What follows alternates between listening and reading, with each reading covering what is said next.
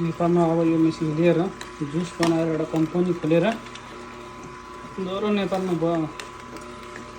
बजारीकरण गर्ने प्लान छ मेरो चाहिँ। मजाले अङ्गुरको जुस बनाउने, मजाले बेच्ने, खालान् कि नखालान् हो नेपालीहरूले।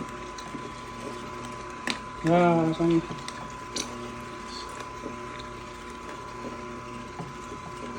मजाले नि धेरै कामदार पनि राख्नु नपर्ने,